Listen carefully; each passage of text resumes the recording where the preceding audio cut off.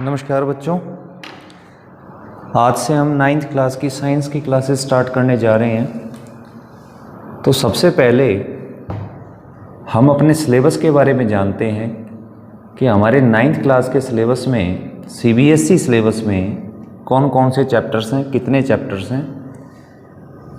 देखिए, जब हम 9th क्लास की बात करते हैं तो टोटल 15 चैप्टर्स हैं जो कि आपके सिलेबस में हैं।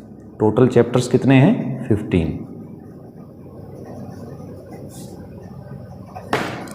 अब इन 15 चैप्टर्स में से आपका, जैसे आप जानते ही हैं कि साइंस के 3 ब्रांचेज हैं, फिजिक्स, केमिस्ट्री और बायो। तो ये 15 चैप्टर्स भी इन 3 ब्रांचेज के अंदर बटे हुए हैं। तो आइए सबसे पहले हम ये जानते हैं कि फिजिक्स में कौन से चैप्टर्स आएंगे, केमिस्ट्री में कौन से चैप्टर्स आएंगे और बायोलॉजी में आपके कौन से चैप्टर्स हैं। तो सबसे पहले हम बात करते हैं केमिस्ट्री की।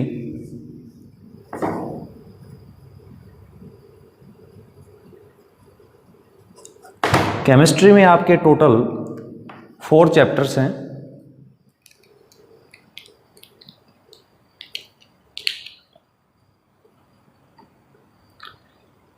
जिसमें सबसे पहला जो चैप्टर है वो है matter in our surrounding.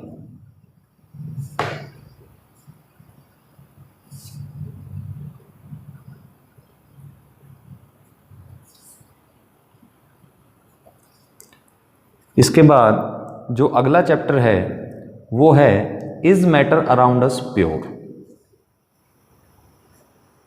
Is matter around us pure.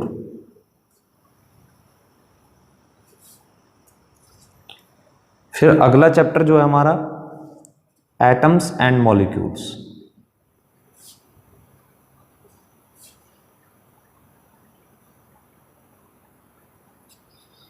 और जो लास्ट चैप्टर है केमिस्ट्री में वो है स्ट्रक्चर ऑफ एटम।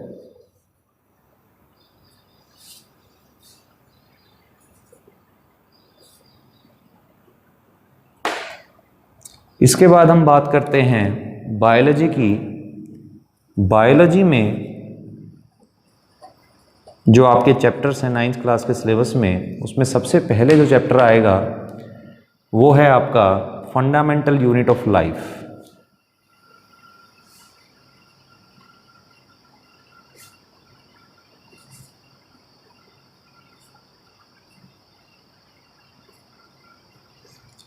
इसके बाद अगला चैप्टर है आपका टिश्यू।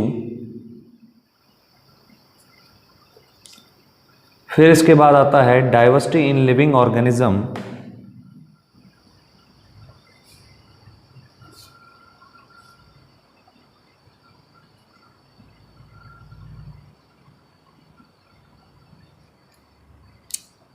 इसके बाद आपका आएगा व्हाई डू वी फॉल इल।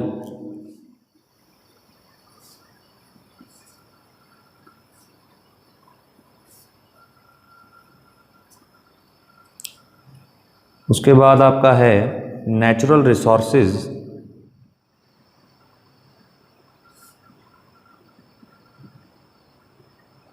और लास्ट चैप्टर है आपका इम्प्रूवमेंट इन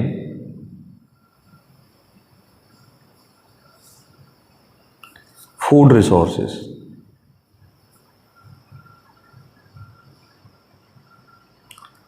तो इस तरह से हम देख सकते हैं कि टोटल 6 चैप्टर्स हैं आपके बायोलॉजी में, और केमिस्ट्री में कितने हैं? 4 चैप्टर्स। तो अब बचते हैं 5 चैप्टर्स जो कि आपके आएंगे फिजिक्स में। ये हम बात कर रहे हैं 9th क्लास के लिए, 9th साइंस।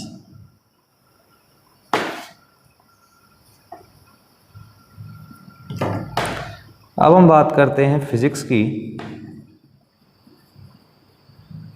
तो फिजिक्स में हमारे जो चैप्टर्स हैं उसमें सबसे पहले जो चैप्टर आता है वो है मोशन। मोशन के बाद जो अगला चैप्टर है वो है आपका force and laws of motion.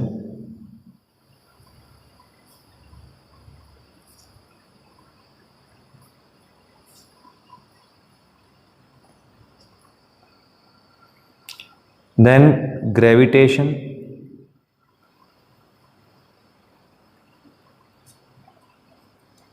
After gravitation work and energy,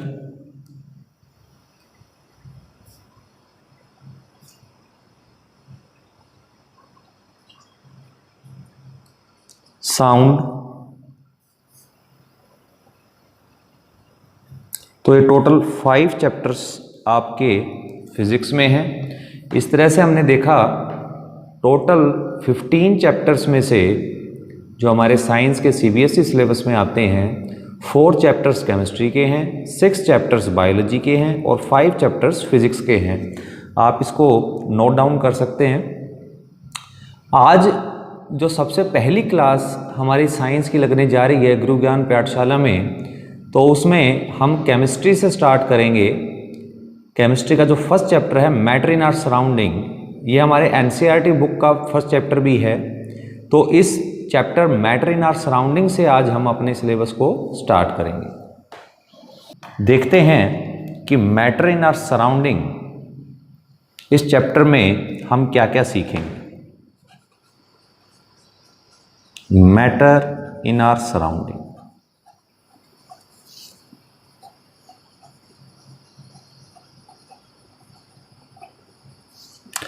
अब देखिए जैसा कि नाम से ही पता चल रहा है, इस चैप्टर में हम मैटर के बारे में जानने जा रहे हैं कि हमारे सराउंडिंग में, हमारे आसपास मैटर प्रेजेंट है।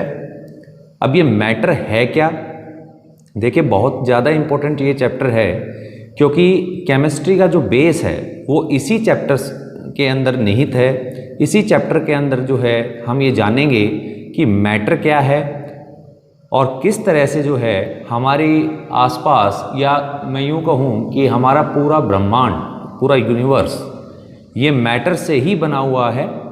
कोई भी केमिकल रिएक्शन है, कोई भी केमिकल रिएक्टेंट या प्रोडक्ट है, उन सब के अंदर मैटर का बहुत ज़्यादा इम्पोर्टेंट रोल होता है।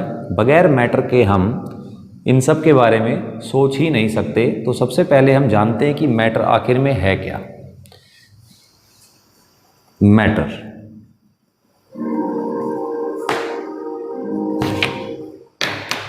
देखिए अगर डेफिनेशन की बात मैं करूं तो डेफिनेशन जो मैटर की है, anything in our surrounding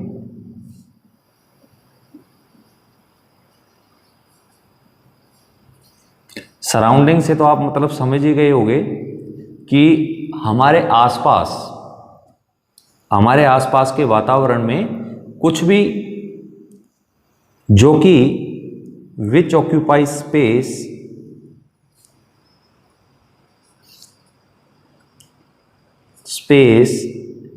and have mass is known as matter. मतलब हमारे सराउंडिंग में, हमारे आसपास के वातावरण में ऐसी कोई भी वस्तु जो जगह को घेरती है और जिसका एक मास है, उसे हम क्या कहते हैं? मैटर कहते हैं। क्या कहेंगे उसको? मैटर। स्पेस से मेरा मतलब वॉल्यूम से है, तो आप ये भी कह सकते हैं anything in our surrounding which occupy volume और which have volume and have mass, या फिर आप ये कह सकते हैं anything in our surrounding which occupy space and have mass is known as matter. अब एग्जाम्पल के तौर पे हम देखते हैं कि एग्जाम्पल के तौर पे मैटर का एग्जाम्पल क्या लिया जा सकता है। तो आप अपने आसपास जो भी चीज़ें देखते हैं, जैसे कोई ब्रिक है, कोई ईंट है, ब्रिक ये भी मैटर से मिलके बना हुआ है। इसके बाद एयर भी मैटर है। फिर कोई चेयर है, टेबल है, प्लांट्स हैं, एनिमल्स हैं, एक्सेट्रा। जो भी आप अपने आसपास चीज़ें देख रहे हैं, ऐसी कोई भी वस्तु नहीं है जिसका वॉल्यूम ना हो और जिसका मास ना हो। तो इसलिए हम कह सकते हैं कि हमारे आसपास दिखने वाली या जिन चीज़ों को हम महसूस कर सकते हैं जैसे कि एयर या गैसेस, वो सभी के सभी किससे मिलके बने हुए हैं? मैटर से बने हुए हैं।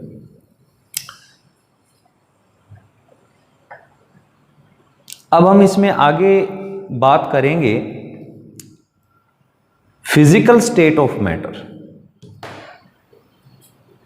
कि मैटर आखिर बना किससे हुआ है। Physical state of matter.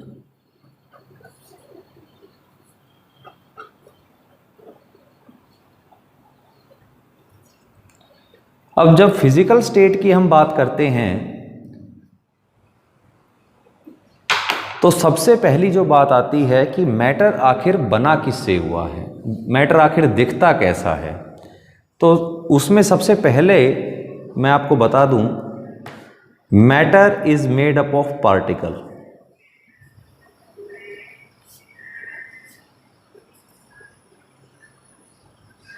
Particles, particles से मेरा मतलब है छोटे छोटे कण।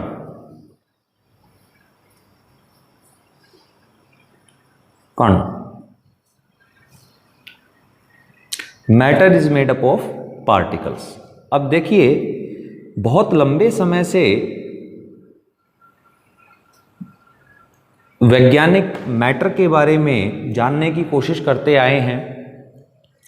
अब दो मत थे मैटर के बारे में। जो पहला मत था वो ये मानता था कि मैटर जैसे एक लकड़ी का ब्लॉक होता है उसकी तरह कंटिन्यूअस है, जबकि दूसरा मत ये मानता था कि मैटर पार्टिकल से मिलकर के बना हुआ है। जैसे कि सैंड या रेत के जो पार्टिकल्स होते हैं, छोटे छोटे कण आपने देखे होंगे, तो ठीक उसी प्रकार मैटर भी जो है पार्टिकल से मिलकर के बना हुआ है। तो जैसा कि आप जानते हैं, साइंस में बिना प्रूफ के कोई भी बात नहीं कही जाती। तो जो दूसरा मत था जिसने ये कहा कि मैटर पार्टिकल से मिलकर के बना हुआ है, तो उसको प्रूव करने के लिए उन्होंने एक एक्टिविटी भी परफॉर्म की, एक एक्सपेरिमेंट परफॉर्म किया। उस एक्सपेरिमेंट में उन्होंने क्या किया, एक 100 ml का बीकर लिया। एक बीकर इन्होंने ले लिया जिसकी कैपेसिटी कितनी है, 100 ml है। अब उस बीकर को उन्होंने आधा पानी से भर लिया, आधा उसको उन्होंने पानी से भर लिया। अब एक लेवल यहां पर इन्होंने लगा दिया। अब उन्होंने क्या किया, इसमें सॉल्ट या शुगर को मिलाया। चीनी या सॉल्ट जो है ये इन्होंने इसमें मिला दिया। अब ये एक्टिविटी वैसे आप अपने घर पे भी परफॉर्म कर सकते हैं। तो जब ये एक्टिविटी हम परफॉर्म करते हैं कि हमने 1 चम्मच या 2 चम्मच जब चीनी या नमक इस पानी में मिलाया है, तो एक चीज़ जो हम ऑब्जर्व करेंगे वो ये है कि पानी का लेवल यहाँ से ऊपर नहीं गया। ऐसा क्यों हुआ? जबकि हमने तो इसमें मटेरियल ऐड किया है, तो इसका लेवल पानी का ऊपर जाना चाहिए था। तो इसके पीछे रीज़न क्या है कि जो साल्ट है या शुगर है ये भी पार्टिकल से मिलकर के बना हुआ है, ये मैटर ही है। और पानी भी जो है मैटर है। कोई भी लिक्विड या सॉलिड या गैस, ये सब मैटर से ही बने हुए हैं। अब यहाँ पर सॉल्ट या शुगर के जो पार्टिकल्स हैं वो बहुत छोटे हैं, तो वो वाटर के पार्टिकल्स के बीच में छुप गए। इनके बीच में स्पेस है तो इसलिए वहाँ पर वो एडजस्ट हो गए।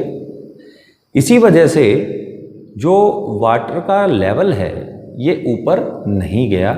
और यहाँ से हम ये बात समझ सकते हैं कि मैटर जो है ये किससे मिलकर के बना हुआ है, पार्टिकल से मिलकर के बना हुआ है। अब दूसरी बात जो हम जानेंगे कि भाई जो ये पार्टिकल्स हैं मैटर के, इनका साइज क्या है, ये कितने बड़े हैं या कितने छोटे हैं। तो इसके लिए भी जो है हम एक एक्टिविटी या एक्सपेरिमेंट के थ्रू इसको हम जानेंगे। Size of particles of matter अब इस एक्टिविटी में हम क्या देखते हैं कि हमने एक जो है बीकर ले लिया, उसको हमने पानी से भर दिया है।